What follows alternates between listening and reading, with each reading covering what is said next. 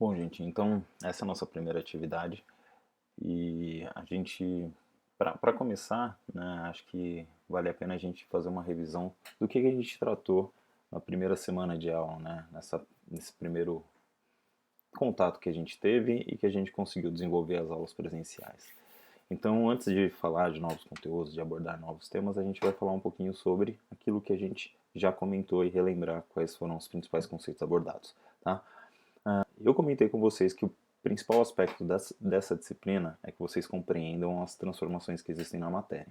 Porque a química, ela lida com transformações da matéria. E compreendendo isso, a gente pode fazer novas substâncias, novos produtos, ou evitar que algumas transformações indesejadas aconteçam.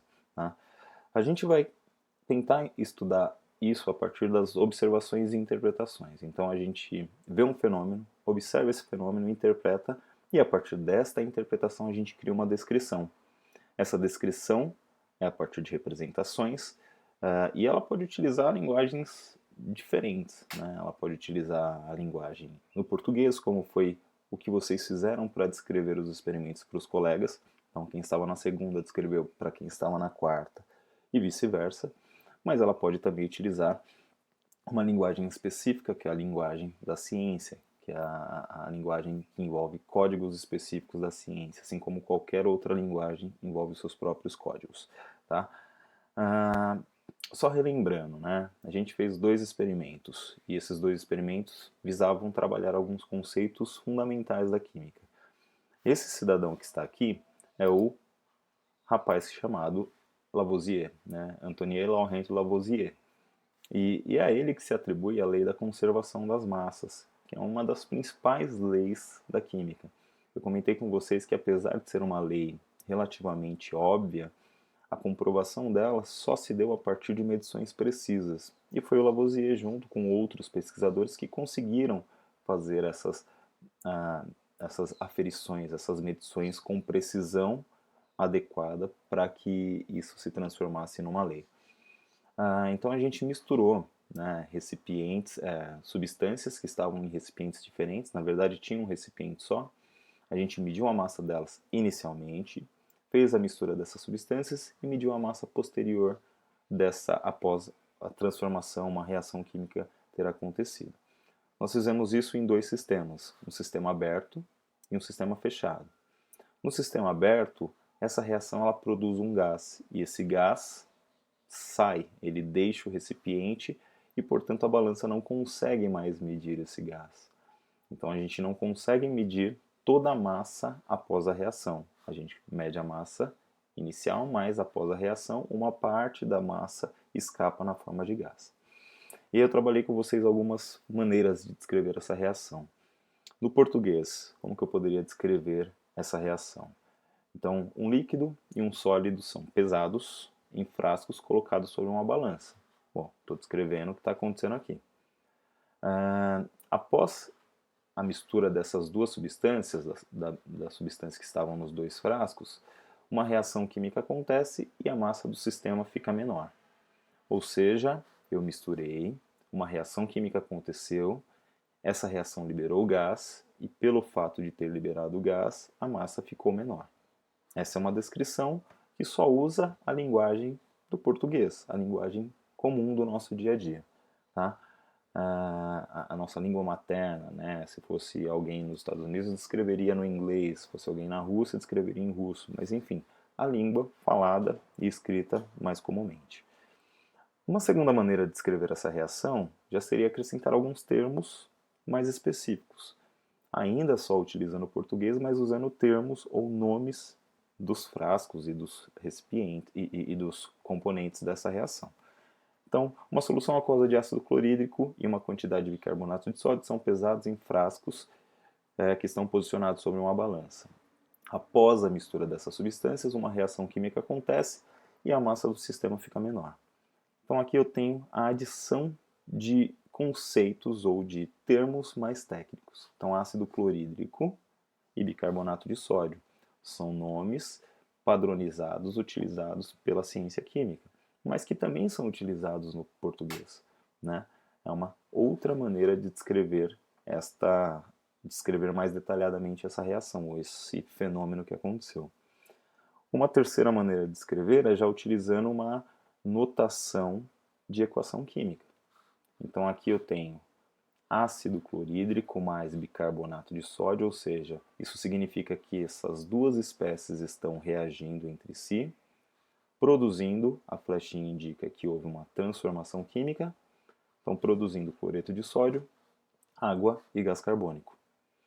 E para a gente aprimorar, ou melhor, descrever isso numa linguagem utilizando só os termos ou as notações da química, a gente poderia descrever a partir de uma equação onde se utilizam os elementos químicos para compor as substâncias. Então, ácido clorídrico. Eu preciso saber qual é a fórmula do ácido clorídrico? Nesse primeiro momento, não. Você pode pesquisar qual é a fórmula do ácido clorídrico. Isso está em bancos de dados. Se você der um Google, você consegue acessar isso. Então, ácido clorídrico, HCl. Esse aqui significa aquoso, ou seja, dissolvido em água. Reage mais NaHCO3, que é o bicarbonato de sódio, no estado sólido, produzindo cloreto de sódio, que é o NaCl, dissolvido em água, mais água, H2O, no estado líquido, mais gás carbônico no estado gasoso. Ou seja, eu tenho aqui uma equação química que é a descrição de um processo de transformação química utilizando a linguagem que comumente se utiliza na química.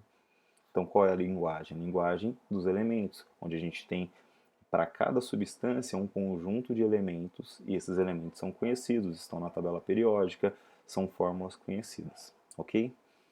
Vale lembrar que a gente trabalhou esse experimento porque a gente queria verificar se a massa dos reagentes em uma transformação química é igual à massa dos produtos em uma transformação química, que é a lei de Lavoisier, a lei da conservação de massas. Então não faz sentido a massa desaparecer num processo ou a massa aparecer num processo. Faz sentido que se eu tenho uma massa inicial de 10, a massa final também tem que ser 10. A única coisa que acontece é que a substância se transforma. Então olha só, eu tenho HCl no início e no final. Eu não tenho mais HCl, mas eu tenho o cloro e o hidrogênio.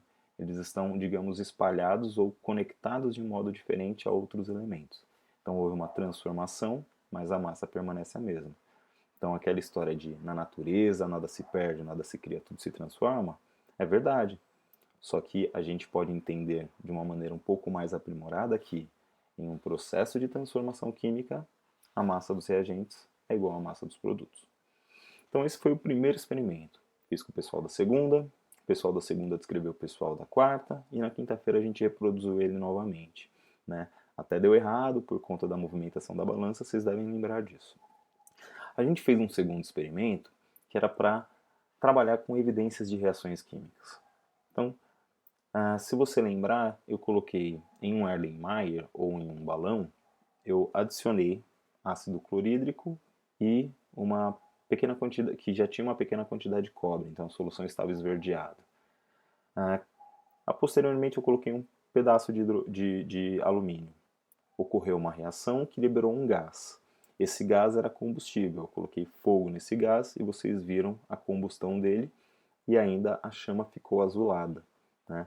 Então, que evidências a gente tem que aconteceu uma transformação química? Bom, a alteração na cor ou no aspecto.